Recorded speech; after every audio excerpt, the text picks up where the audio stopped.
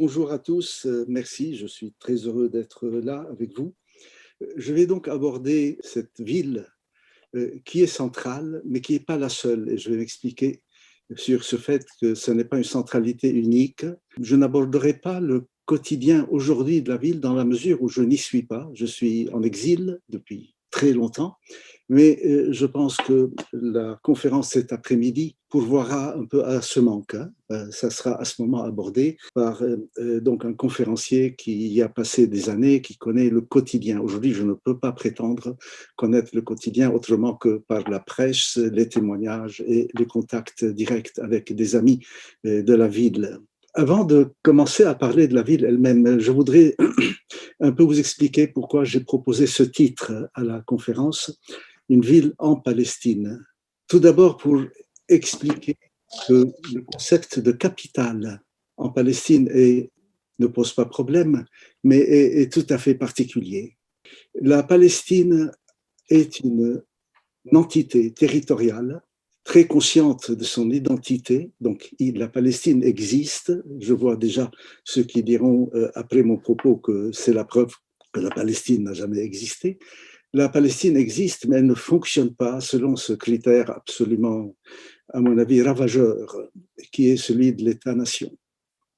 L'État-nation est un concept très, très jeune. Les théories ont souvent tendance, par une espèce de glissement vers le religieux, à penser les concepts en termes d'éternité. Beaucoup de personnes aujourd'hui pensent qu'il n'y a rien n'existe avant qu'il n'y ait des États-nations. La Palestine a toujours existé, elle a été une terre cible très très tôt, à cause d'un statut très particulier, qui a été également un statut unificateur, je ne m'attarderai pas là-dessus, mais qui est celui de la Terre sainte. La Terre sainte comme concept, et les enfants de cette terre se sont très très vite perçus comme étant les enfants de cette terre très particulière, qui est la Terre sainte, et comme vous le savez tous, le seul endroit du globe dans lequel les trois religions monothéistes aspirent à une forme de territorialité, de sainteté. Le seul endroit sur Terre qui peut prétendre, et qui est à juste titre, qu'il est une terre sainte pour les trois monothéismes, c'est la Palestine. Et cette chose est perçue depuis très longtemps. D'ailleurs, si les enfants de cette terre l'avaient oublié, le fait qu'elle ait été par les siècles, et quels qu'aient été les systèmes régionaux, Empire ottoman, Empire romain ou autres, les enfants de cette terre se sont toujours perçus comme les enfants de la Terre sainte, quelle que fût leur religion. Et ça, c'est très important, qu'ils aient été juifs ou chrétiens ou musulmans, les Palestiniens se conçoivent, et faites attention à l'ordre dans lequel j'ai énoncé, j'ai dit juifs, chrétiens et musulmans. Les Palestiniens se conçoivent et se vivent, quelle qu'ait été leur religion respective. Les Palestiniens se conçoivent comme les réceptacles de cette terre et donc dépositaires de tout ce qui s'y est déroulé. La Palestine, donc, comprend plusieurs villes que je concevrais, moi, comme des capitales régionales. Pourquoi ? C'est un territoire, ce n'est pas le seul au monde, mais c'est un territoire dans lequel les coupes verticales sont plus présentes que les coupes horizontales.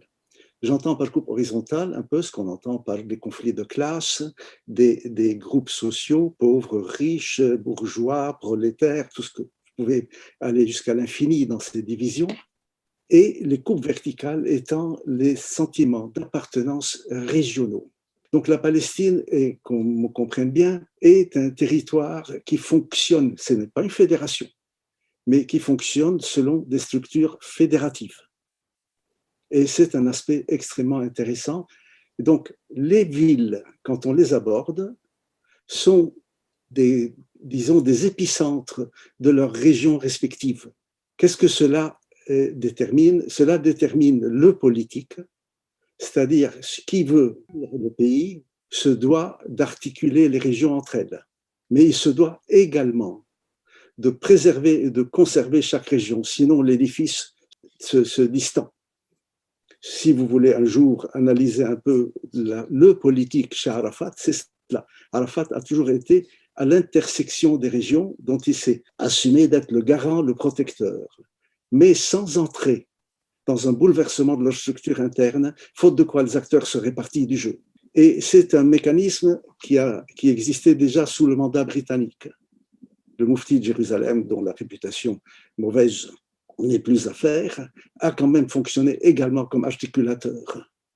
C'est-à-dire, entre une région et une autre, le contact devait passer par ce pouvoir national. Mais à condition, c'est cela la légitimité de ce pouvoir national, que ce pouvoir national ne brouille pas le jeu interne de chaque région. Donc, nous sommes en présence d'une série de régions avec des épicentres qui peuvent être appelés capitales régionales ou capitales fédératives, comme vous voulez. Mais si vous comprenez bien là où je veux en venir, c'est un pays avec plusieurs épicentres et c'est passionnant d'aborder un territoire sous ce prisme. On me posera immédiatement quand même, et Jérusalem. Jérusalem est la capitale religieuse de la Palestine. La seule période à partir de laquelle s'installe à Jérusalem une sorte de quasi-pouvoir central, c'est le pouvoir colonial du mandat. Ce sont les Britanniques qui fixent l'appareil de ce qu'ils appellent, eux, State of Palestine. Donc l'appareil mandataire colonial aura son siège à Jérusalem. Mais jusque-là, c'est une capitale religieuse. Et elle est centrale pour la Palestine, pour tout le monde juif, chrétien ou musulman, bien entendu. D'ailleurs, la période ottomane est assez intéressante de ce point de vue, puisque les Ottomans ne se sont intéressés à Jérusalem, non pas en tant que capitale religieuse, l'aspect religieux a toujours été prédominant et fondamental. Les Ottomans ne se sont intéressés vraiment à Jérusalem qu'après la conquête égyptienne de la Palestine au début du 19e siècle, quand ils l'ont conçue à ce moment comme une ville frontière, pour empêcher un peu la poussée des armées de l'Égypte vers le territoire palestinien. Et d'ailleurs, vous savez que l'occupation égyptienne durera 10 ans et dans la première moitié du 19e, et cela après, les Ottomans reviendront au pouvoir. Dans cette configuration, je vais aborder Jaffa. Jaffa a 2 sœurs jumelles, ou même 3 sur la côte. Saint-Jean d'Acre au nord, Haïfa un peu plus bas, Jaffa et plus au sud, Gaza. Les villes du littoral sont fondamentalement différentes sur le plan sociologique, sur le plan de leur trame sociale, de l'intérieur du pays. L'intérieur du pays, vous avez d'autres capitales fondamentales, dont notamment Naplouse et Hébron, Jérusalem bien sûr. Ce qui fait l'originalité de ces 4 lieux, ce sont des ports, comme ça a été dit dans l'introduction.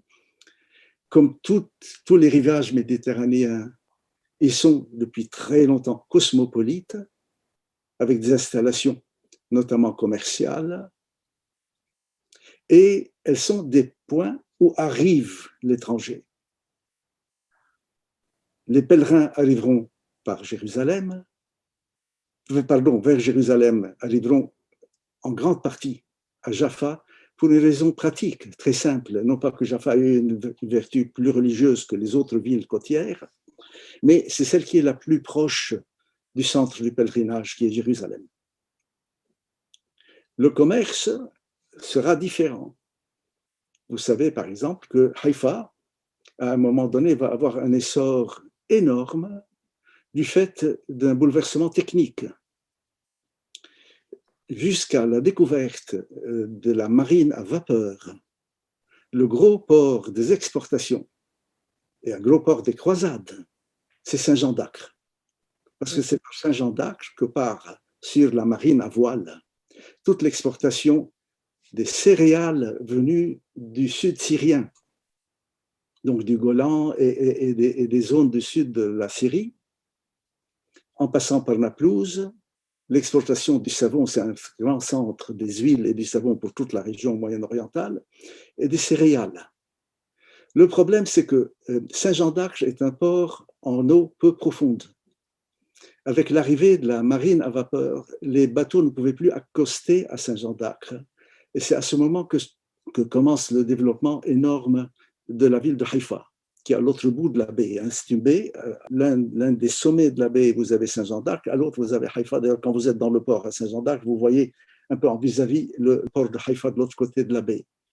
Haïfa deviendra comme cela le premier centre, et elle restera très très longtemps, jusqu'à l'arrivée des Juifs soviétiques, de l'Union soviétique, pardon, restera le point d'arrivée de tous les immigrants juifs.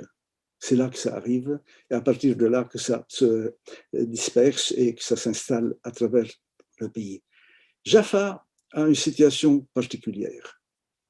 Elle est cosmopolite, c'est là qu'on voit les premiers cinémas, c'est là qu'on voit les premiers théâtres, mais c'est également un port extrêmement difficile d'accès, parce qu'il y a beaucoup de récifs au large du port traditionnel de Jaffa, et si certains parmi vous ont vu des images, il y en a beaucoup, les bateaux jettent l'ancre loin du port.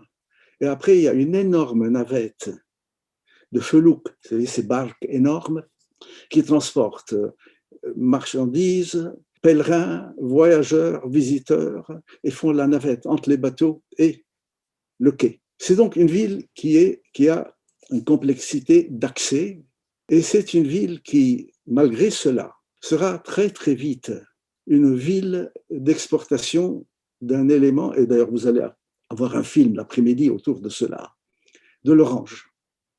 C'est vraiment le paradis de l'agrume. Beaucoup de personnes ne savent pas, par exemple, que la variété des agrumes palestiniennes qui ont une peau épaisse a permis à Jaffa, et nous avons les chiffres, nous avions publié dans le temps avec les documents commerciaux, à la faculté d'exporter ces agrumes très loin, sans que ces agrumes n'arrivent détériorés à cause de la longueur des voyages. Jaffa, à titre d'exemple, exportera vers la Californie des agrumes pendant la guerre civile américaine, puisque la guerre civile empêchera un peu la production des agrumes aux États-Unis. Donc, on est là en présence d'une ville très cossue à cause de ce trésor qui est les orangeraies de la ville. La ville est très célèbre pour ses orangeraies. L'orange, je vais m'y arrêter un moment, va prendre au fil du conflit une valeur symbolique énorme. Elle est déjà dans la tête des Palestiniens et dans les faits. Ce n'est pas uniquement un slogan de combat ou de résistance. Elle est l'infirmation, c'est-à-dire la preuve que l'histoire on a planté des orangeons, on a fait fleurir le désert avec les orangeraies, est une vaste supercherie. Les oranges existaient déjà, et depuis très longtemps, la côte était une grande zone de production donc des agrumes. Mais elle prendra également donc cette valeur symbolique puisque pendant très très longtemps, lors du développement un peu de l'OLP et des unités de résistance armée, un des slogans qui demeurera incompréhensible pour beaucoup, qui est « Nous voulons nous battre pour consommer les oranges de Jaffa ». La consommation des oranges de Jaffa est une réponse, au fait que le désert était déjà fleuri. S'il y avait désert, il n'y avait pas de désert. On a toutes les images qui le montrent. Mais également une riposte au slogan de la conquête sioniste, qui est que l'État juif s'étendra du Jourdain jusqu'à la mer. Et quand les Palestiniens parleront de libération du Jourdain jusqu'à la mer, c'est-à-dire la libération de toute la Palestine historique, l'orange deviendra un élément symbolique du fait de l'arrivée à bon port. Quand nous aurons libéré, nous accéderons aux orangeraies. Donc vous voyez, ça a une valeur infiniment plus importante que ce qu'on entend d'habitude. Haïfa aura également un essor extrêmement important du fait de l'installation dans cette ville donc du nord des raffineries du pétrole irakien. Jusqu'en 1948, jusqu'à la Nakba, le pétrole d'Irak, les pipelines de l'écorce d'Irak, la raffinerie sera à Haïfa. Et c'est à Haïfa que naîtra tout un mouvement ouvrier d'expulser des villages de paysans à la recherche de travail qui seront embauchés dans le cadre de la raffinerie. Et pour certains d'entre vous qui ont entendu parler de la guérilla du cheikh de Azz-e-Din al-Qassam, les premières unités de combattants dans les rangs de Qassam sont en majorité constituées de paysans sans terre, chassés de leur village lors de la vente de terre au Front national juif, et qui trouveront à s'embaucher dans la raffinerie et deviendront également les premiers militants de cette lutte armée qui sera déclenchée en 1935. Dans l'histoire et le concept extrêmement riche de notre ami Hilbert sur ce modèle des villes côtières qui sont modèles éphémères de convivialité, c'est intéressant d'aborder cette question de la convivialité à Jaffa, puisque c'est une ville dans laquelle il y a déjà ce qui deviendra Tel Aviv, ou ce qu'on appelle à ce moment les quartiers juifs. Mais cette histoire de quartier juif, quartier musulman, quartier chrétien, il faut là également s'arrêter et expliquer une chose. C'est une invention également très récente. Vous savez, par exemple, que nous avons maintenant tous les éléments. La seule période où on commence à utiliser ces concepts, notamment à Jérusalem, à cause des lieux saints, c'est du fait des gouverneurs militaires anglais qui jouent la ségrégation pour asseoir leur domination coloniale. Ça ne veut pas dire que les quartiers sont mélangés, mais la convivialité fonctionne comme dans toutes les villes arabes de l'Orient, fonctionne en termes de zones de prépondérance. Il n'y a pas de quartier juif où il n'y a que des juifs, c'est pas vrai, on le sait. Il n'y a pas de quartier musulman, il n'y a que des musulmans. Et il faut que vous sachiez, par exemple, que pour les habitants de Jérusalem, le seul lieu de pique-nique, quand les familles veulent sortir prendre l'air, c'est l'esplanade des mosquées. Et c'est un lieu de soulagement un peu du temps pour profiter du printemps, ainsi de suite, vers lequel affluent toutes les communautés. Ce n'est pas un lieu de pique-nique pour les musulmans de la ville, avec le quartier, ainsi de suite. Cette histoire reprendra un peu sa vigueur, enfin cette invention, lors des négociations de paix par la suite, à la fin donc, du siècle dernier, puisqu'on commencera à penser l'avenir de la ville en termes de quartier, à savoir qu'il y a des souverainetés différentes. C'est très récent et c'est une invention. Aujourd'hui, le mal est fait. Je ne suis pas en train de dire qu'aujourd'hui les quartiers sont mélangés, c'est fini. Mais cette politique de division a porté tous ses fruits. Aujourd'hui, nous sommes en présence précisément de quartiers divisés. Pour en revenir à Jaffa, il y a un moment clé dans les années 30 qui marque précisément cette... Simone Béton, quand elle a fait son film sur le mur, avait eu l'idée formidable de traduire le terme hébreu par lequel l'état-major israélien désignait le mur. C'est ligne de suture, comme dans une chirurgie. Lorsque vous coupez dans la chair et qu'après vous recousez pour que le malade ne meure pas. Aujourd'hui, ce n'est pas recousu.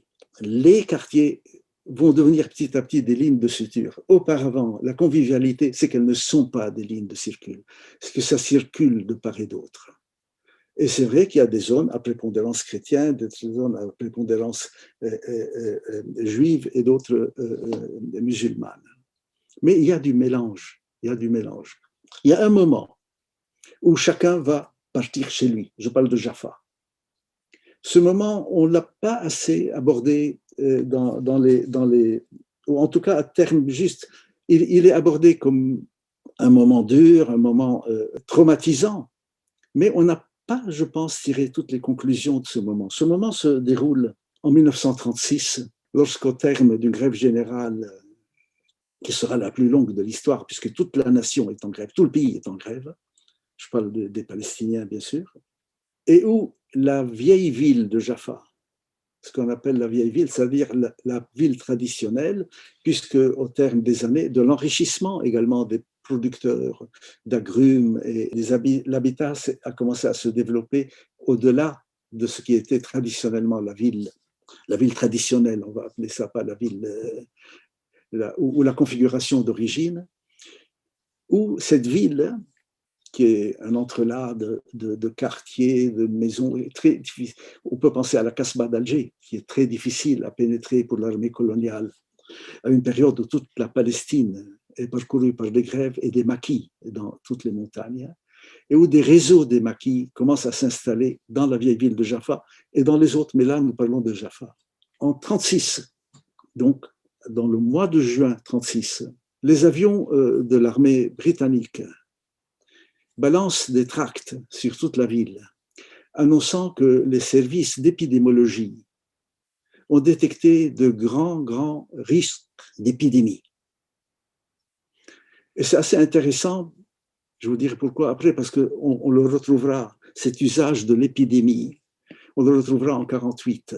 Vont balancer des tracts disant, vu les risques d'épidémie et vu que le foyer de cette épidémie qui pourrait faire des ravages dans la population se trouve dans cette ville traditionnelle, dans la configuration, les Anglais annoncent que la totalité de la population palestinienne de la vieille ville devra l'évacuer, car les unités de génie amenées, je crois, de Chypre, notamment de l'armée britannique, s'apprêtent à une grande opération de nettoyage. Et c'est ainsi que le 17 juin, donc le lendemain du lancement du lancer des tracts par avion, on va annoncer l'isolement de la vieille ville et commencera le dynamitage systématique de la ville.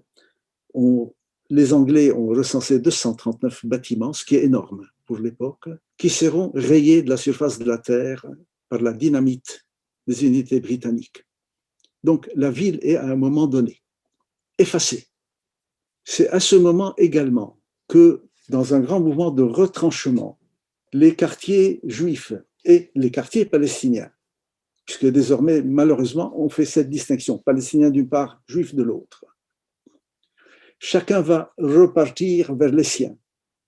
Et c'est à ce moment que se lancera de façon beaucoup plus importante que par le passé la construction moderne du port de Tel Aviv, que les Anglais installeront précisément pour dire, voilà, la communauté juive qui est désormais séparée aura également son port, et que les Palestiniens se retrouvent dans l'autre portion de la ville. C'est un moment clé, c'est le moment qui marque précisément cette ligne de suture, cette ligne où on a coupé dans la chair vivante. Ça n'existait pas auparavant, c'était pas comme cela. Ça ne veut pas dire que c'était idyllique, hein. Attention, je ne suis pas en train de dire avant 1936, tout le monde s'embrassait et se félicitait et tout le monde était dans l'amitié. C'est pas vrai. Il y avait déjà le projet sioniste, il y avait déjà le problème de l'État juif, ainsi de suite. Donc Jaffa continuera à être un lieu extrêmement important par rapport à la guerre de 1936, parce que c'était une guerre. Et on ne le dit pas assez. Et je pense pour ma part, mais ça c'est un autre débat, que la perte de la Palestine a eu lieu en 1938. 1948 n'a été que l'épilogue. C'est en 1938 que le mouvement de libération armée et qui avait développé de grandes zones qui étaient totalement incontrôlées jusque-là va être définitivement défait et que nous assisterons à la Nakba. Il y a eu également deux autres éléments à Jaffa. En 1948, et il faut bien spécifier, à partir du 15 mai 1948, j'insiste sur cela, parce qu'avant le 15 mai 1948, il n'y a pas un seul soldat régulier arabe en Palestine. Tout le monde dit qu'il y avait une invasion arabe et que l'armée, la Haganah, a amené la défense. Ça n'est pas vrai. En 1948, quand les armées arabes entrent, c'est-à-dire les armées arabes ne franchissent les frontières que le jour de la proclamation de l'État d'Israël par Ben Gurion, jusque-là, les affrontements ont lieu entre des Palestiniens et les unités de la Haganah. Mais surtout, jusque-là, l'expulsion a déjà eu lieu. Quand les armées arabes entrent vers la Palestine, la Nakba a déjà eu lieu et nous sommes déjà des réfugiés. Il ne reste plus que très peu de monde des 1 400 000 Palestiniens qui étaient la population globale palestinienne telle que le montre le dernier recensement britannique à l'époque du mandat. Ce qui se passe là est également un élément important parce que ça partira de Jaffa. Mis à part le mouvement de réfugiés, les brigades irakiennes, après le 15 mai, vont se retrouver à quelques kilomètres de Jaffa. Et elles seront sur le point, si elles continuent à avancer, à quelques kilomètres, de couper les unités de la Haganah en deux. C'est-à-dire, il y aurait une ligne tenue par les unités irakiennes. Vers le nord, il y aurait une partie de la Palestine et vers le sud, une autre. Le problème, c'est que ce jour-là, à quelques kilomètres de la Palestine, le chef, le général commandant la brigade de l'armée irakienne, qui est sur le point de rentrer dans la ville, et donc de bouleverser toute l'issue de la guerre de 48. À ce moment-là, le gouvernement en Irak, qui est extrêmement tenu par les Britanniques, arrêtera toute l'intendance. Donc les unités irakiennes n'auront plus de munitions, ne pourront plus avancer, et le général commandant cette brigade se suicidera pour ne pas rentrer déchu du champ d'honneur, un peu à la façon de certains généraux japonais, vous savez, qui ne rentraient pas s'il y avait une défaite. Le deuxième officier de la brigade, personne n'en parle, rentrera en Irak, et c'est lui qui fera le coup d'État sanglant contre la famille royale irakienne. Et c'était Qassem. Le général Qassem était le bras droit du chef de brigade en 1948. Pour vous dire, Jaffa est également le point de départ d'un certain nombre de séismes qui se dérouleront dans les capitales arabes. C'est là où, pour la première fois, commencera à circuler l'idée que les régimes nous ont trahis et qu'ils ont vendu, pour reprendre l'expression en cours à l'époque, ils ont vendu la Palestine. Pour ce qui est maintenant des symboles, Jaffa donc est une ville qui est cosmopolite, comme tous les ports, mais elle le sera davantage, et pour une raison très simple. Pas simplement parce que toutes les côtes méditerranéennes sont depuis le Moyen-Âge un lieu de mélange et d'ouverture. Alexandrie est un cas exemplaire, Beyrouth également, et ainsi de suite. Mais parce que c'est là que va se développer la première notion de capitale d'Israël. Jusqu'au méfait de M. Trump, toutes les ambassades du monde sont installées à Jaffa et pas au Tel Aviv et pas à Jérusalem. C'est cela aussi qui va beaucoup jouer. Donc la ville va devenir un peu le lieu où se développera, jusqu'à présent, quand vous avez des gens qui font du tourisme, qui diront à quel point c'est formidable Tel Aviv, la plage, et ainsi de suite, mais c'est là que se déroule la première manifestation perceptible par la reconnaissance, puisque les États installeront leurs ambassades là, et que la ville de Jaffa, vidée en grande partie de sa population d'origine, deviendra aujourd'hui, c'est le dernier développement, mais probablement qu'on vous en parlera cet après-midi, où les très belles bâtisses de la bourgeoisie de Jaffa seront maintenant la proie des promoteurs et des enrichis du commerce et de l'industrie et de l'électronique israélienne pour retaper donc ces très belles maisons ottomanes ou même pré-ottomanes pour en faire des résidences. Aujourd'hui, la ville est un peu confinée et on espère que... Il y a un monument à la lisière des deux villes, Jaffa et Tel Aviv. Bon, pour les Israéliens, c'est une seule ville, mais pour nous, il y en a deux. À la lisière, il y a les unités de Begin, de l'Irgun, ont été très actives dans l'expulsion à Jaffa. Elles ont été parmi les plus actives à Jaffa. D'autres ont été actives ailleurs. On fait un monument d'une maison qui était leur quartier général, une maison traditionnelle palestinienne, qui en bord de mer, tous les visiteurs la connaissent, et qui était relativement détruite. J'espère que vous aurez l'occasion de voir cette image parce qu'elle dit beaucoup de choses. On a gardé une partie de la carcasse des murs anciens et on a mis au sein de la maison un énorme bâtiment en verre qui est celui de la modernité et du remplacement. Et là, je repense beaucoup à une phrase qu'a utilisée notre grand ami qui est disparu, qui était Ilan Halevi, qui, en paraphrasant le slogan de mai 68, avait lancé le slogan de « Sous Israël, la Palestine ». Là, vous avez visuellement, c'est visible, ce qu'il y avait et ce qui s'est mis en son cœur. Donc, la ville est aujourd'hui celle-ci. Elle a eu un passé extrêmement intéressant. Elle a eu également, je vous donne un exemple, les exportations d'agrumes étaient donc très importantes. On a des documents filmés, on a des documents photographiques, on a énormément de choses. Mais il y a une donne très importante, il n'y avait pas assez de bois pour l'exportation. Ce sont des petits détails, mais qui vous montrent un peu ce qui fait que pendant très longtemps, les producteurs d'agrumes de Jaffa avaient de très bonnes relations et beaucoup de visites et d'échanges avec ce qui deviendra la Yougoslavie de Tito. Parce que c'est là-bas qu'ils s'approvisionnaient en bois pour les caisses, pour exporter les agrumes. Il y a quelque part à Jaffa une chose très importante qui est, c'est une ville traditionnelle, certainement au niveau de ses relations, au niveau de ses relations sociales, mais également c'est une ville qui est branchée sur l'extérieur. On ne peut pas dire la même chose de Jérusalem, par exemple. Jérusalem est beaucoup plus une ville de l'intérieur des terres, très marquée par la religiosité, hein, par la présence religieuse. C'est très provincial, Jérusalem, malgré sa centralité universelle. Ce n'est pas le cas à Jaffa. À Jaffa, les écoles sont très nombreuses, les langues étrangères sont très nombreuses, et très vite, il y a une vie nocturne. Ça aussi, il faut le dire.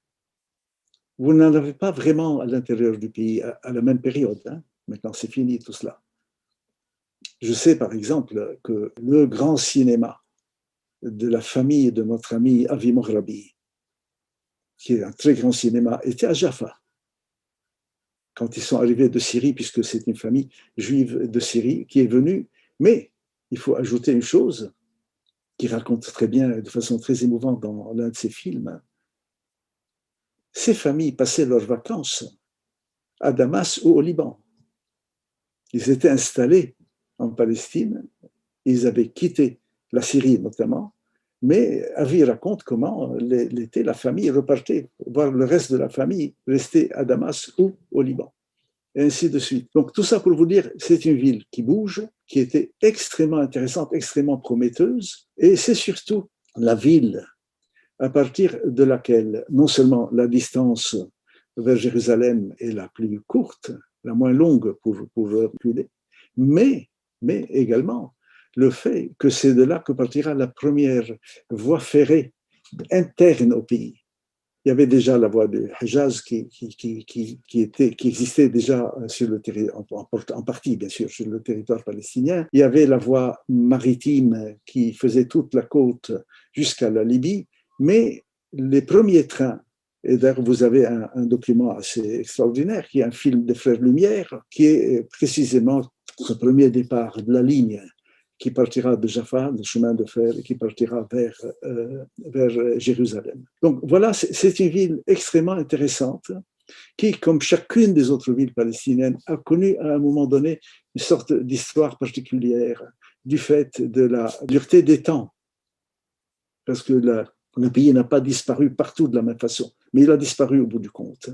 Il a disparu, et je reviens à la phrase de sous Israël, la Palestine. Et tout le travail qui demeure est un travail de... Vous savez, en 1948, parmi les habitants de Jaffa, il y a un homme, un notable, qui s'appelle Mustafa Mourad Dabbar.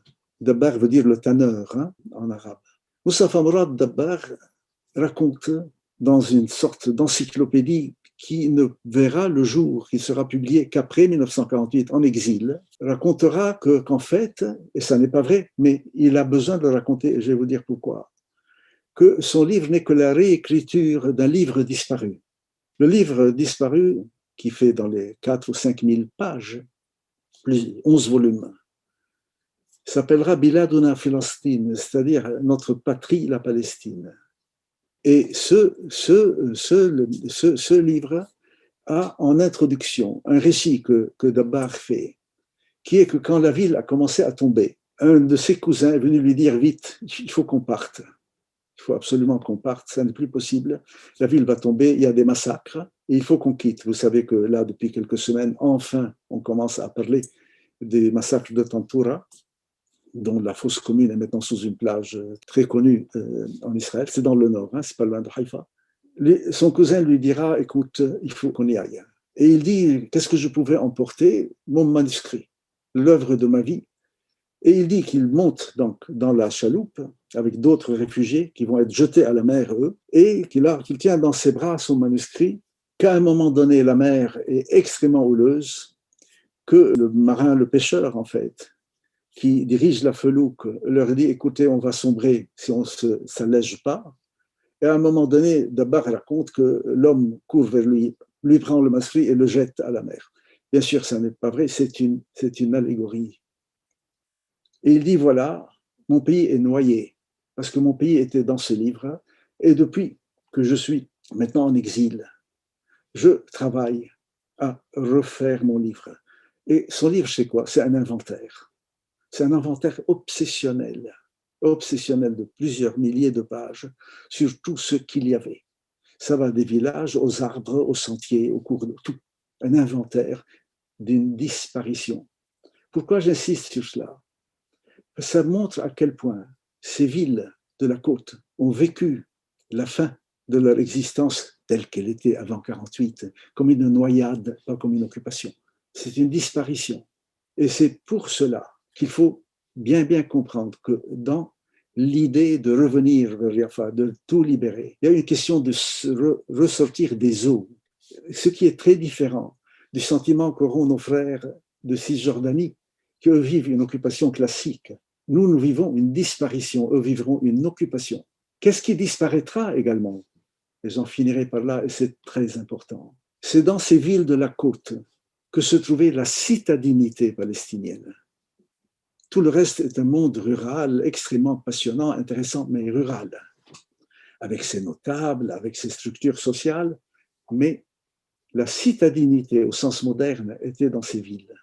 Quand l'exil commence, la Nakba, l'expulsion, qui est un exil forcé, où les gens sont jetés sur les routes, c'est ce que nous avons tous vécu. La citadinité disparaît, parce que cette citadinité qui avait ses réseaux sociaux sera disloquée et se retrouvera dans les pays arabes d'exil, où elle ne se reconstituera pas comme telle, notamment que nous savons qu'à cause de leurs relations d'affaires, qu'à cause de liens familiaux, il y a beaucoup de mariages. Moi, ma mère est du Sud-Liban. Donc, comme nous sommes arrivés comme réfugiés au Liban, nous avons été chez ma grand-mère maternelle, nous n'avons pas été dans un camp de réfugiés. Il y avait un lieu d'accueil. Ce n'était pas plus facile ni plus difficile, mais c'était différent. Qui va aller dans les camps de réfugiés? Tout le monde rural. À 90%, c'est le monde rural qui ira dans les camps. La citadinité ne sera plus là. Et là, il y a une perte fondamentale. Et Jaffa était précisément un des hauts lieux de la citadinité palestinienne. Et ça a disparu. Aujourd'hui, il y a des changements. Vous savez, par exemple, quand je vais, moi, dans ma ville natale, à Haïfa, il y a très peu de gens de Haïfa qui y sont encore. Par contre, il y a beaucoup de Palestiniens qui sont venus des campagnes palestiniennes vers la ville et qui sont des citadins. Maintenant, la vie a continué et le temps est passé. Mais en 1948, il y a une disparition de cette citadinité. Et c'est un crime. On n'en parle pas assez. C'est un crime culturel.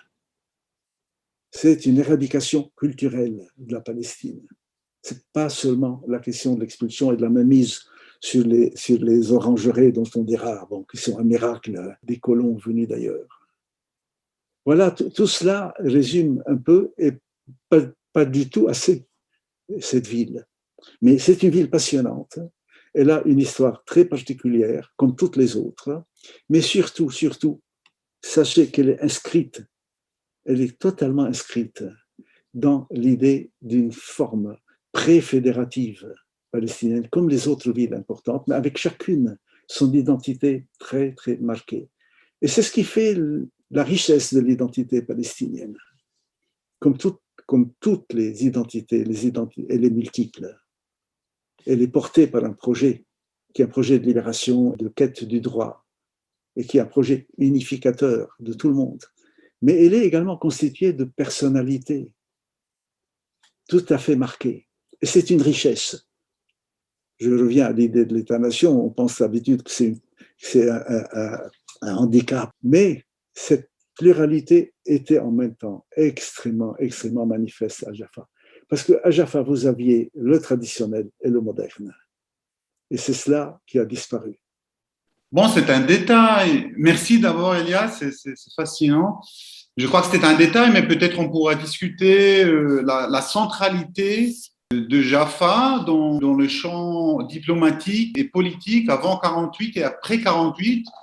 Après 48, c'est assez clair que la périphérisation, la marginalisation de Jaffa, et en effet, c'est seulement la France, c'est ça l'exception, c'est seulement la France, il n'y a aucune ambassade, et qui avait vraiment une présence institutionnelle, politique à Jaffa. Alors, c'était toujours l'ambiguïté, c'était toujours l'ambivalence vis-à-vis Jaffa comme le centre séculaire, capitaliste, politique de la Palestine historique qui se reflète, qui est représenté par cette ambiguïté diplomatique de la représentation politique des pays. Bonjour, il y a juste une autre précision à apporter.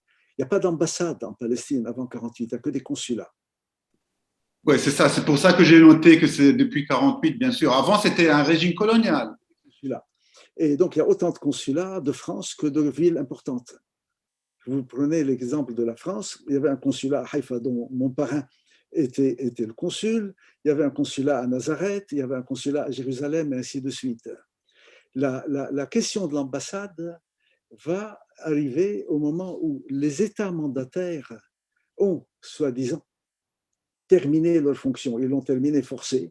Ils n'ont pas voulu vraiment la terminer, mais elle est finie. N'oubliez pas que dans les textes fondateurs du mandat, il y a un article hallucinant aujourd'hui, qui est donc la Société des Nations, avec de grandes ouvertures très humanistes, annonçant une nouvelle ère de civilisation pour les peuples.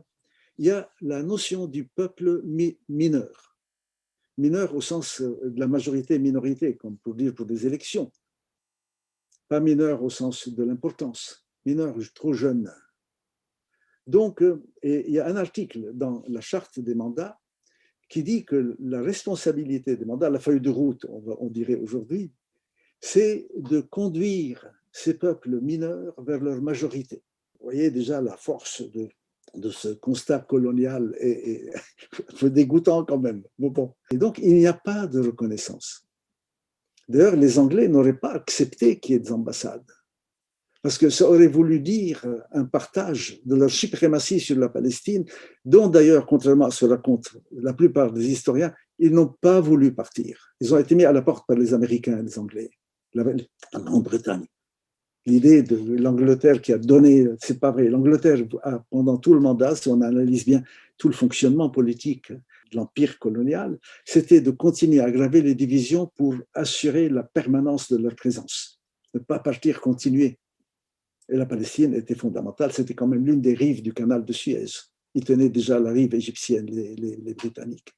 Donc il y a un peu tout cela. L'ambassade de France, c'est assez intéressant. L'ambassade de France, d'ailleurs, on le voit aujourd'hui.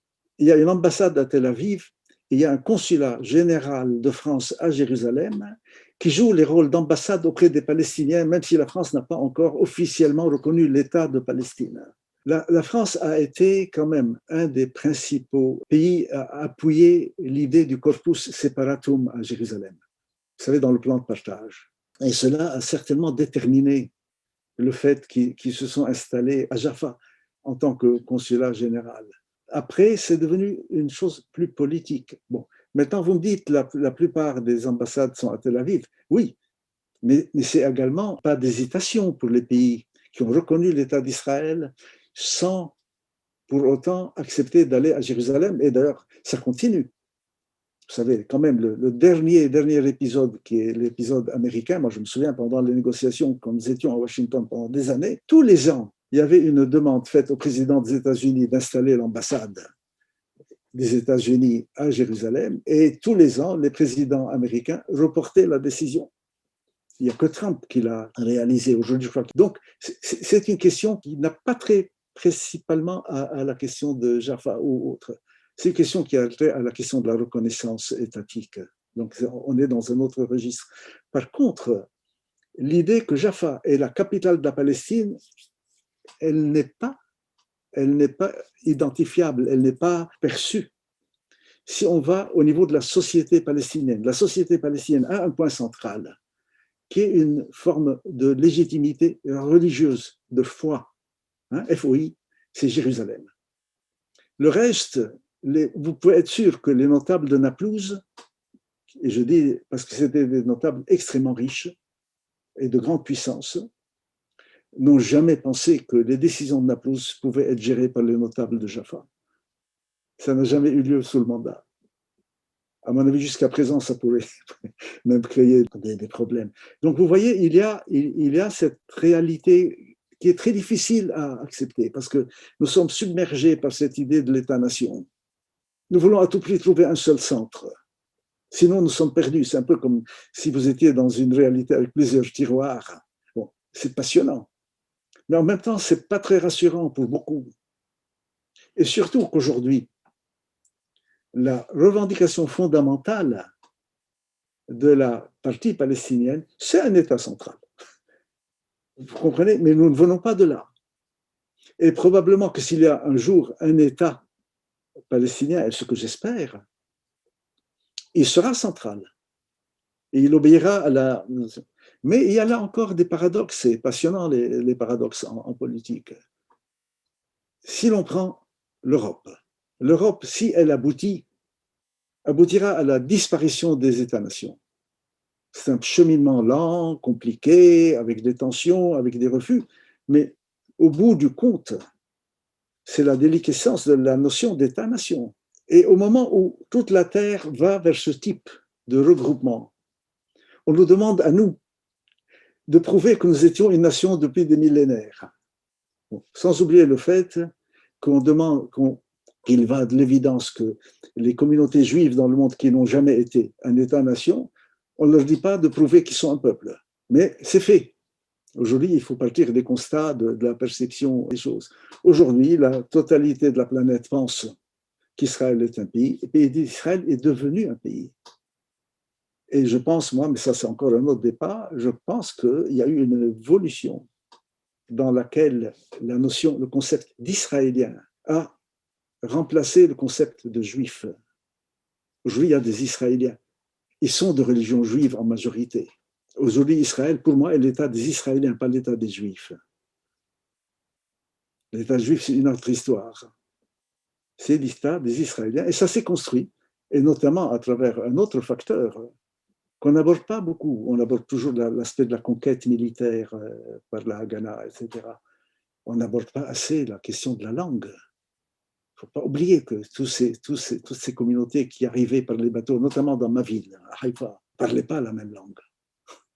Et nous avons un témoignage je pense, l'autre créateur de l'État d'Israël, avec Ben Gurion, qui est le grand concepteur qui a donné naissance à l'hébreu moderne.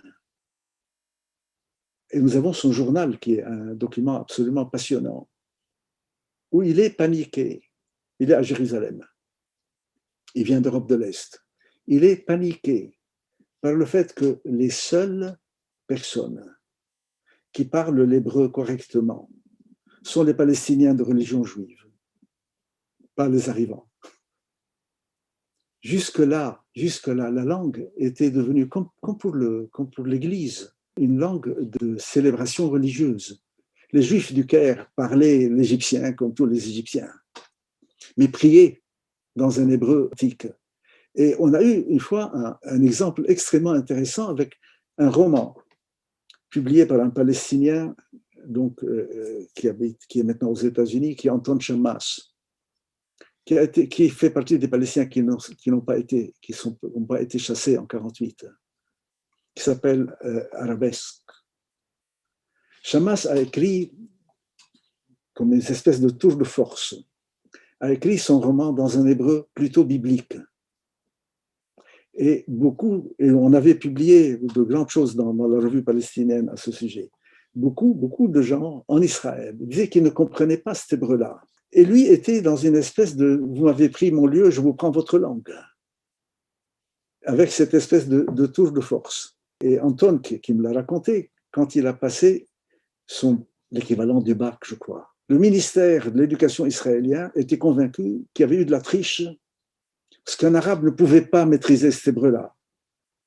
Et Antoine, c'était en 67, Antoine a été convoqué au ministère à Jérusalem, où il a subi un examen pour être sûr qu'il n'avait pas triché et qu'il connaissait bien la langue qu'il avait utilisée. Là, on est dans un exemple extrêmement intéressant. Hein. Tu me prends ma terre, je te prends ta langue. Mais c'est un cas isolé, hein. Il n'y en a pas eu beaucoup. Darwish parlait l'hébreu.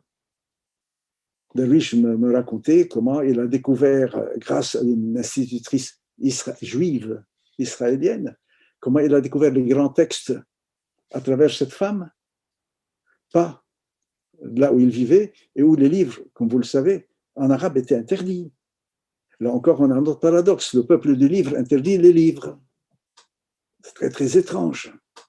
Je m'étais à un moment intéressé à faire la liste de tous les livres interdits en Cisjordanie et à Gaza pendant l'occupation sur le territoire de 67 par les divers gouverneurs militaires. Vous seriez mais absolument abasourdi, parce que comme tout était publié en décret, donc nous avons tous les titres. Vous n'imaginez pas tout ce qui est interdit. Ça va des voyages de Gulliver au comte de Monte Cristo. Je ne sais pas où est le danger chez Alexandre Dumas, mais sans parler de tout le reste. Donc il y a cela, la notion de capitale est nouvelle. La notion d'épicentre, hein, de point focal, elle est tout à fait permanente et elle est là. Ce n'est plus le cas aujourd'hui. Hein. Aujourd'hui, ça fonctionne comme la principale ville. Mais c'est Tel Aviv, la principale ville. Jamais un Israélien ne vous dira la capitale de la Palestine, c'est Jaffa. Ils vous diront, c'est Tel Aviv. Y compris tous les vacanciers qui disent à quel point la vie nocturne est sympathique et la plage, et je sais. Donc, on est passé dans autre chose. Mais vous avez eu la chance de vivre sur le terrain, donc vous connaissez le quotidien mieux que moi. Moi, c'est une connaissance livresque. Moi, je n'y vis pas. Mais voilà, vous allez en parler l'après-midi. Mais on le voit très, très bien dans le film d'Eyal, parce qu'Eyal m'avait beaucoup interviewé pour le film. Eyal n'arrivait pas à comprendre pourquoi il y avait tellement d'oranges dans les peintures, dans les chansons, etc. Il pensait en termes agraires ou agricoles. Et je lui ai dit non, l'orange, c'est l'idée qu'on va un jour, de nouveau, nous, arriver à la mer. On va arriver jusqu'à la mer. Donc l'idée d'une libération totale. Voilà. Moi, je voudrais juste dire une chose en attendant que mûrissent les questions de ceux qui sont présents. Lorsque tu as cité Saint-Jean d'Acre, Gaza, Saint-Jean d'Acre, Jaffa, Saint-Jean d'Acre et Haïfa, comme le fait d'être des villes littorales leur conférait une caractéristique un peu particulière. Est-ce que tu pourrais développer un tout petit peu sur cette histoire de cette, parce qu'en fait, on a du mal à imaginer sous la même catégorie une ville comme Gaza, ses propres caractéristiques, et puis Haïfa, qui sont des villes qui ont plus des caractéristiques de ville historique, avec un centre historique et tout ça. Tu pourrais développer un petit peu cette histoire de ces villes? Gaza est un des plus grands ports de l'Orient méditerranéen romain. Et maintenant, nous en avons les éléments archéologiques. Pendant mon mandat à l'UNESCO, par rapport au patrimoine mondial, vous n'imaginez pas le nombre de vestiges qui disent à quel point Gaza était un lieu important. Parmi ces vestiges, deux choses qu'il faudrait dire. Il y a le port. Le port est le plus important pour Rome. C'est là. C'est ni Haïfa, ni Jaffa, ni Saint-Jean d'Acre. C'est à Gaza, dans le sous-sol de Gaza, que nous avons trouvé le plus grand nombre de vestiges d'églises byzantines, beaucoup plus qu'à Jérusalem et en Cisjordanie. Et ça, c'est une curiosité, mais qui n'en est pas une, qui m'a été un peu... c'est des amis de l'école biblique, hein, les pères dominicains qui sont des archéologues mondialement connus, m'ont expliqué cette donne. Le christianisme est né en Palestine. Et la première église chrétienne est celle de Jacques à Jérusalem. Mais la religion chrétienne est entrée en Palestine par l'Égypte, contrairement à ce qu'on pense. c'est la communauté chrétienne d'Alexandrie, qui était infiniment plus importante que la communauté chrétienne de Palestine, qui a fait mouvement vers la terre palestinienne. Et nous avons beaucoup d'églises byzantines, beaucoup plus dans les vestiges, dans le sous-sol de Gaza, d'églises byzantines. Aujourd'hui, personne ne comprend en se disant quand même c'est le Hamas. Eh bien non, il y avait énormément. Et c'est une terre de mystiques. Il y a également autre chose. Il y a un site que nous avons enfin réussi à délimiter maintenant pour le préserver des constructions abusives, etc., qui est à Gaza, qui est un lieu de pèlerinage chrétien qui, au IVe siècle, est le plus grand lieu de pèlerinage chrétien de la Méditerranée, avec basilique, des caravansérails, et ainsi de suite. Donc vous avez déjà cette donne à laquelle, et vous voyez à quel point parfois le présent brouille le passé. Aujourd'hui, quand vous dites cela, on vous dit qu'est-ce que tu racontes avec ces histoires d'église à Gaza? Et oui, c'était comme ça. La deuxième chose qu'il faut dire par rapport à Gaza, c'est une terre mystique, mais c'est également, contrairement au nord palestinien et Damas, vous savez, le pouvoir local pendant toute la période ottomane tenait, entre autres, mais tenait quand même beaucoup à la réussite de la caravane du pèlerinage de la Mecque. Il y avait des points de convergence vers lesquels convergeaient les fidèles, enfin les pèlerins, et qui était également un énorme moment commercial, parce que les caravanes étaient commerciales, de rassemblement, et la caravane s'ébranlait de Damas vers la Mecque. Mais ce qu'on ne dit pas assez, c'est que Gaza était le lieu du rassemblement de la caravane de la Mecque pour toute l'Afrique. L'Afrique musulmane ne montait pas jusqu'à Damas. Ils arrivaient par l'Égypte, le Sinaï, et puis c'est là que partait l'autre caravane de la Mecque. Gaza était tout le temps un lieu également, un port extrêmement actif. Et je vais vous dire aussi une chose, quand nous avons fait les négociations économiques, entre guillemets, avec les Israéliens, une des angoisses des négociateurs israéliens était de voir comment bloquer le développement agricole de Gaza. Gaza, on a tout le temps l'idée d'un désert, etc. Mais Gaza est un grand producteur d'agrumes aussi, pas seulement Jaffa. Grand producteur. Et il y a eu pendant des siècles une technique qui a été développée, qui était une forme un savoir-faire pour planter, pour que les racines aillent chercher l'eau dans les nappes phréatiques. Il n'y a plus d'âmes phréatiques, elles ont été vidées par les piscines des colons à l'époque où il y avait les colonies à Gaza. Mais il y a eu une grande période, et jusqu'à présent, on a beaucoup de restrictions sur la production agricole à Gaza. Bon, voilà une ville qui est un port, où il y a eu des chrétiens, des musulmans et des juifs, qui est une porte ouverte vers le continent africain, mais notamment vers, bien sûr, la porte égyptienne, et qui, de ce fait, est très loin de ressembler à une ville de l'Interland, de l'intérieur palestinien. Saint-Jean d'Acre. Saint-Jean d'Acre, donc, connaît avec toute la période de l'islam, sans remonter jusqu'à l'Antiquité, c'est le grand port d'exportation des céréales. On pense que, selon les chiffres qu'on a, il y avait des caravanes, il y avait tous les ans les cargaisons de 100 000 dromadaires qui descendaient sur toute l'année vers les voiliers qui exportaient l'huile, le savon et les céréales du Golan, du Horan syrien. Mais ce qu'on ne se dit pas également, quand même, Saint-Jean d'Acre était le port d'exportation des croisés. Vous savez, les Templiers étaient installés, donc tout le système bancaire des Templiers était à Saint-Jean d'Acre, et les hospitaliers, c'est-à-dire c'est là que se regroupaient tous les blessés, tous les malades, pour être expédiés vers l'Europe.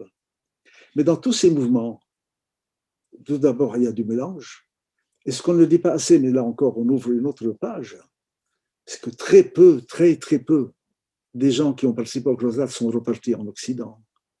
Ils sont restés, ça a fait des mélanges. On oublie par exemple que pendant les croisades qui ont duré quand même près de 3 siècles, il y avait des périodes un peu ce qu'on appellerait aujourd'hui du cessez-le-feu. qui durait 6 ou 7 mois, avec des marchés, des échanges commerciaux et des mélanges matrimoniaux. Donc, ces villes ont. Après, il y a eu, il y a eu quand même les Vénitiens.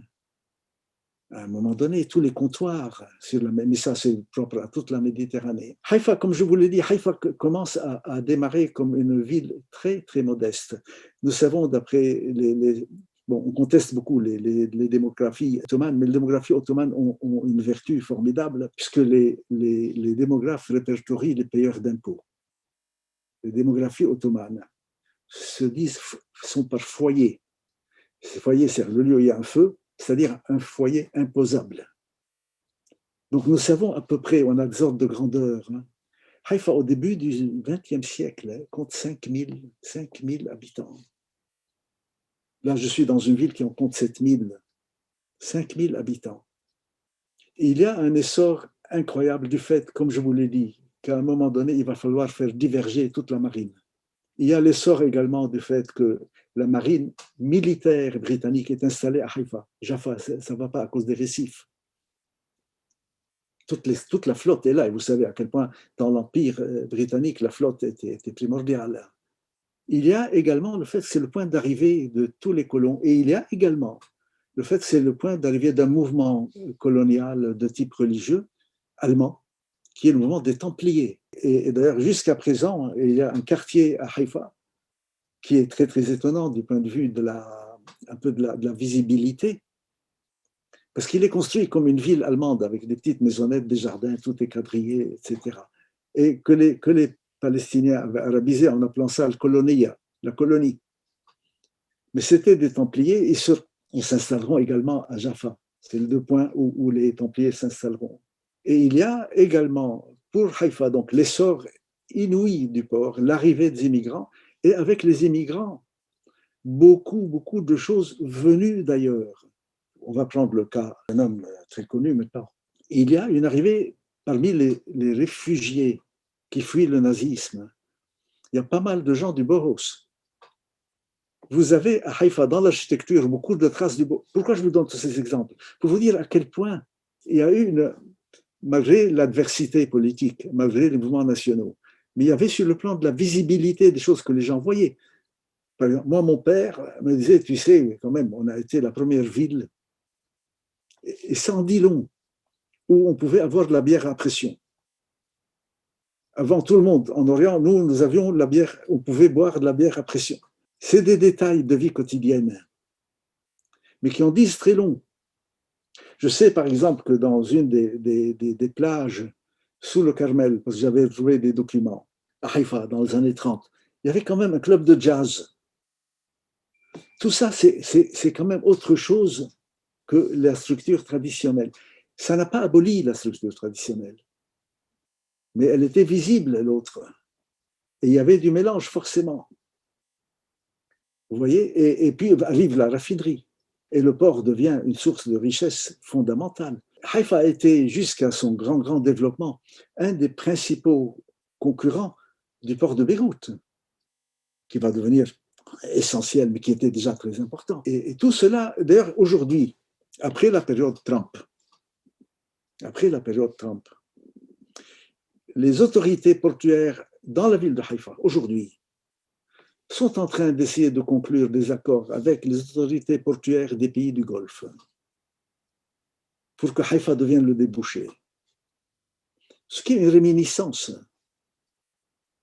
Bon, ça ne marchera pas, mais ça vous donne une idée de ce qu'il y a un peu dans pas l'inconscient, mais dans l'arrière-pensée des gens. Et tous disent que c'est le chemin le plus court. D'ailleurs, il y a eu un projet de pipe, n'est-ce pas, par rapport au gaz, qui ne marche pas pour le moment, entre les Émirats arabes unis et Haïfa, pour l'exploitation du gaz. Vous voyez, tout cela était dans la réalité. Et tout ça, encore une fois, cette citadinité a disparu. Elle a disparu. Elle a été éradiquée en 1948. J'avais publié, pour revenir à Jaffa par exemple, j'avais publié dans un livre d'images des photos de familles, de bals masqués dans les grandes familles de Jaffa. On n'imagine pas qu'il y ait cela aussi avec des gens déguisés en fakir indien et d'autres, je ne sais quoi. Vous voyez, la côte était très, très ouverte, mais la côte, c'est vraiment le concept, le modèle éphémère de convivialité est extrêmement intéressant à creuser. Je voudrais seulement demander si c'est possible, puisque vous êtes spécialiste littéraire, comment analyserez-vous la présence très émouvante dans la littérature palestinienne, Salim El-Hout, Mahmoud Darwish, même Kanafani, qui parlent toujours de cette fantaisie peut-être andalouse qui est Jaffa, El Firdaus El Mafkoud, Arous El Bahar, Arous Palestine. Alors, la présence littéraire de Jaffa aujourd'hui, la représentation du cosmopolitanisme de Jaffa, mais aussi une nostalgie et romantique. Moi, je crois que la question d'Andalousie est une invention faramineuse. Ça ne veut pas dire que l'Andalousie n'est pas un modèle de mélange extrêmement. Je pense beaucoup à Édouard Glissant quand je pense à l'Andalousie. Il y a eu une histoire, d'ailleurs, qui est une production plus de nos frères d'Afrique du Nord que chez nous. C'est une espèce d'âge d'or où tout le monde était très, très sympathique et tout le monde s'aimait, etc. C'est pas vrai, là. L'histoire réelle de l'Andalousie est également sanglante. Il y a des luttes de pouvoir, il y a des assassinats. Vous savez, il y a une scène dans Le Troisième Homme, le film, entre Orson Welles qui joue le rôle d'un trafiquant qui profite de l'après-guerre alors que l'Europe est dévastée, à Vienne. Et on lui envoie un de ses meilleurs amis pour le ramener un peu à la raison, en disant écoute, etc. Il y a une scène faramineuse qui se passe dans une roue de Luna Park. Et donc, il se retrouve avec un de ses acteurs fétiches qui est Cotten, Joseph Cotten. Et Cotten commence à lui dire quand même, comment tu peux faire des choses pareilles, c'est terrible. Tu réalises le malheur des gens après la guerre, etc. Et Wells a une tirade vraiment extrêmement intéressante. Wells lui dit, écoute, regarde la Renaissance italienne. Complot, empoisonnement, inceste, les Borgia, etc. Regarde la Suisse, l'ordre, la propreté, etc. L'Italie a donné la Renaissance. Et tu sais ce qu'a donné la Suisse? L'autre lui dit non, il dit l'horloge à coucou. Il y a cela dans l'histoire de l'Andalousie. C'est très, très simplificateur. Mais ce qui est, je pense, ce qui est le grave, c'est l'idée des origines dorées, fabuleuses, le mythe originel. Avant, nous étions des gens fabuleux, etc. Il y a eu le mythe équivalent en Orient chez nous. C'était Sumer. Ce n'était pas l'Andalousie. L'époque de Sumer, etc. D'ailleurs, utilisé beaucoup par des partis politiques pour contrer l'Égypte de Nasser, qui lui était pharaonique, qui n'était pas sumérien. Mais je pense qu'il faut faire très gaffe avec ça. Sinon, la littérature, tous les noms que vous citez sont des réfugiés. Darwish parle de Haïfa à partir de Beyrouth, Kanafani, bien sûr, à partir de Beyrouth, et ainsi de suite. Brahim Jabra est à Bagdad. Il y a l'idée de la terre noyée, pas du paradis perdu. Et il y a notamment un des plus beaux livres sur Jaffa, est fait par un personnage politique qui était un grand démocrate palestinien, qui était Shafi El-Hout. Shafi et Ibrahim comptent un peu leur jeunesse quand ils allaient nager, puis aller acheter des glaces à Ajami et ainsi de suite. Et c'est magnifique. Mais c'est tous des exilés.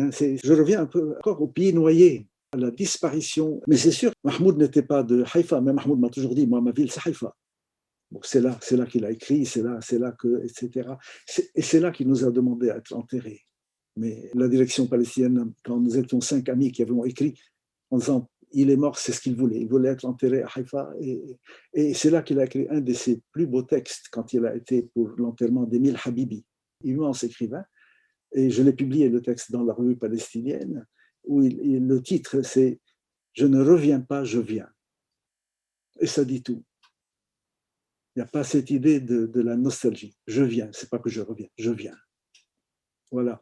Quelle bibliographie pour poursuivre cette présentation passionnante en dehors de la revue d'études palestiniennes. Il y a déjà les ouvrages de notre ami que vous allez écouter ce soir. Je vais vous dire, celui qui a beaucoup, parce que c'est sa ville aussi, et qui est un réfugié qui est maintenant à Ramallah, et qui est probablement le meilleur sociologue palestinien, c'est les ouvrages de Selim Tamari, Jerusalem Studies, donc les études de Jérusalem. Et il a notamment un très, très beau livre fait de plusieurs textes et qui est publié à Actes Sud, qui s'appelle « La montagne contre la mer » et qui dit précisément cette division hein, de la société de la côte et la société de l'intérieur. On peut ajouter Raja Shahad et bien sûr Kanafani. Alors, je me permets de vous indiquer cet événement. Je l'ai le livre, l'école biblique, le livre sur les images cataloguées, qui est le titre Imaging and Imagining Palestine. J'ai vu le livre, c'est extrêmement intéressant. Mais là, nous sommes dans le post-48, hein, même si les images sont des images d'archives. C'est l'idée de la continuité et de la permanence. Il y a un livre qui vient, je ne sais même pas s'il est déjà en librairie, de Vincent Lemire, qui me semble absolument passionnant, sur la destruction du quartier des Maghrébins à Jaffa en 67, parce que le quartier a été rasé. Et je sais ce que c'est parce que pendant 10 ans de mon mandat à l'UNESCO, je me suis battu pour la question de la préservation de la porte des Maghrébins dans l'enceinte de l'esplanade des mosquées. Ça y est, ils l'ont détruite complètement, sous couvert qu'elle était menaçante à cause de tremblements de terre. Bref. Alors, on l'appelle Hacheta Hagadol, le grand. Ah, le quartier maghrébin. Mais le quartier maghrébin, c'est assez. Il faut expliquer une chose. C'est pas le quartier des Marocains, hein. C'est le quartier de tous les pèlerins venus du Maghreb, c'est-à-dire Algérie, Maroc, Tunisie et Libye. Et pourquoi? Comment s'est constitué ce quartier? Ce quartier s'est constitué dans la mesure où, selon la croyance qu'il y a dans les trois monothéismes, quand on fait un pèlerinage, et je prends l'expression qu'on élit demeure près du lieu de pèlerinage, on est plus proche de l'entrée au paradis à la fin de sa vie. Donc beaucoup de pèlerins venus d'Afrique du Nord restaient à Jérusalem. Et c'est comme ça que nous avons beaucoup de familles palestiniennes, dont un très grand ami personnel qui est Fouad, la famille Moughrabi, parce qu'il venait du Maghreb, mais c'est le grand Maghreb, c'est pas le Maroc. Bien sûr, ça a été rasé. J'ai retrouvé des photos du quartier avant. On voit à quel point l'esplanade aujourd'hui était bondée, puisque ça commence dès le Xe siècle. Ces pèlerins qui viennent et ne repartent pas.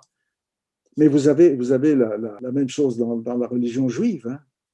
Tous les New-Yorkais aujourd'hui qui disent « je voudrais être enterré à Jérusalem parce que… » etc.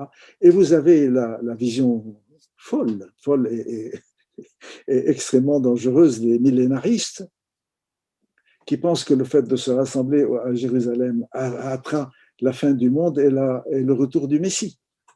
Les Israéliens, je ne sais pas s'ils savent à quel point ceux qui applaudissent la colonisation aux États-Unis, ils sont par millions, hein, les millénaristes, veulent hâter la fin du monde, donc la fin d'Israël aussi, pour arriver plus tôt avec le Messie et repartir vers les cieux. Hein. Non, vous savez, cette histoire de la sainteté, mais ça vaudrait le coup de faire vraiment une journée uniquement sur cette notion de sainteté, est extrêmement intéressante à creuser. Il y a notamment, il est disparu, il y a un homme qui était un abbé libanais qui s'appelait Joachim Moubarak et qui avait été un peu l'homme qui avait un peu travaillé tous les manuscrits de Massignon et qui avait publié après Massignon toute une série de textes de Massignon, qui dans un texte qu'on avait publié également dans la revue sur la sainteté, explique une chose que spontanément, un concept qu'on ne pratique pas. Et il expliquait comment il faut à tout prix, pour la notion de sainteté, distinguer les lieux saints de la terre sainte. Et il explique qu'il ne suffit pas d'avoir des lieux saints pour devenir une terre sainte. Lourdes est un lieu saint, la France n'est pas une terre sainte. Fatima est un lieu saint, le Portugal n'est pas une terre sainte. Et il a ce concept extrêmement intéressant qui explique beaucoup de choses sur le fonctionnement par rapport aux religieux, qui est la terre sainte, c'est le lieu qui sanctifie tout ce qui s'y trouve. Tout est sanctifié. Il y a les lieux saints plus tout le reste. Et ce qui est intéressant, je reviens à la notion de convivialité, il y a une convivialité des saints en Palestine. Quand au XIXe siècle, les Anglais envoient des missions militaires, à partir des années 1880, pour faire ce qu'ils appelaient le Palestine Exploration Fund, l'exploration, le fonds d'exploration de la Palestine, avec des géomètres, quasiment que des militaires, mais de très grands techniciens. Et ils vont dresser la première carte moderne, passionnante. On l'a vu, elle existe. Ils vont recenser les lieux saints, les lieux de sainteté, pas les grands, pas Bethléem, pas le Saint-Sépulcre, pas l'escalade des mosquées, pas le mur, le reste. ils vont quand même répertorier dans ce territoire très, très petit plus de 800 lieux où il y a des saints. Sauf que dans 90% des cas, c'est des lieux qui commencent par être un lieu de saint musulman, qui devient un saint chrétien et qui finit saint musulman, pardon, juif, chrétien, ensuite musulman. Et on a beaucoup de gens qui visitent, par exemple, il y a des, là vous le trouverez pour la personne qui m'a parlé de la bibliographie, vous trouverez le travail sur Saint-Georges, dans les localités de l'Aude et Ramla, qui sont à la limite de Gaza aujourd'hui, hein, qui est là où il y a l'aéroport, maintenant, le grand aéroport d'Israël, où on célèbre Saint-Georges. Mais alors, c'est une chose passionnante, les rituels. Tamari a creusé et a retrouvé dans les rituels des trois religions des rituels païens antérieurs qui étaient reproduits. Vous voyez, donc une terre multiple. Et là c'est extrêmement intéressant. Encore une fois, hein, je ne connaissais pas, moi, je connais Hilbert et je connaissais le livre sur Alexandrie, je n'avais pas repéré cette formule que tu as citée, qui est le modèle éphémère de convivialité. Cette idée de l'éphémère est passionnante. Hein. Ça vaut la peine de creuser ça, cette notion de rapport au temps. Voilà. Bien sûr, il y a le livre de Walid Khalidi, le livre d'images, qu'on avait publié en français, la version française à la revue palestinienne. J'ai moi-même fait un livre qui est épuisé, malheureusement, chez Azan. On a fait 3 éditions et il est épuisé, où j'avais fait tout un travail, mais un très grand travail, et j'avais un éditeur formidable qui avait accepté, parce qu'il y a plus de 400 illustrations dans le livre, sur l'invention d'un pays par l'image. Pas un album, c'est comment, à partir de l'image, et bon, il a très bien marché, c'est un très bon livre, je crois. Il n'est plus disponible, il est épuisé depuis quelques années, on ne le trouve plus, et je ne vois pas qui est l'éditeur qui irait jusqu'à courir le risque de publier un volume de ce calibre avec autant d'illustrations. Mais c'était un travail sur les images, hein. Non pas une présentation, hein. Une analyse des images par image. Ça commence par le premier daguerréotype jusqu'à parler de l'Égypte, par exemple, et de Gaza. À un moment donné, tous les photographes qui étaient pris avec l'idée qu'ils voulaient rentrer en Palestine, comme Moïse était rentré donc à partir de l'Égypte, beaucoup d'expéditions photographiques ont commencé par l'Égypte. C'est pour ça que la plus vieille image de Palestine est une image de Gaza, avant Jérusalem. Passez une très bonne journée. Très grand merci, très, très grand merci du temps que tu as pris pour nous et à très bientôt, Elias. Merci, à très bientôt. Au revoir.